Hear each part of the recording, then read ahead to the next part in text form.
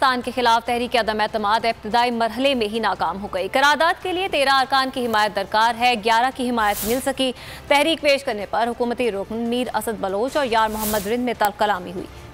इजलास कोरम की नजर हो गया। कायदा नंबर 19B के शक 4 के तहत मतलूबा अरकान असम्बली की हिमायत हासिल नहीं हो सकी। वज़ीर आला बलूचिस्तान के खिलाफ तहरीक अदम एतमाद मतलूबा अरकान की हिमायत ना मिल सकी। बलूचिस्तान असम्बली का इजलास डिप्टी स्पीकर बाबर मूसा खेल की ज़ेर सदारत हुआ। BAP के रुकून मीर ज़हूर गुलेदी ने ऐवान में वज़ीर आला अब्दुल कुद्दूस बजिंजो के खिलाफ अदम एतमाद की तहरीक पेश की।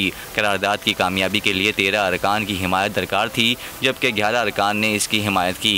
मतलूबा अरकान की तादाद पूरी ना होने पर तहरीक अदम एतमाद इब्तदाई मरहले में ही नाकाम हो गई। तहरीक पेश करने पर हुकूमती रुकन मीर असद बलोच और तहरीक अदम एतमाद के मुहर्रिक यार मोहम्मद रिंद में तल्ख कलामी हुई। कोरम की निशानदही पर इजलास गैर मुय्यना मुद्दत के लिए मुलतवी कर दिया गया। सब्सक्राइब करें और बेल दबाएं ताकि कोई खबर रह न जाए।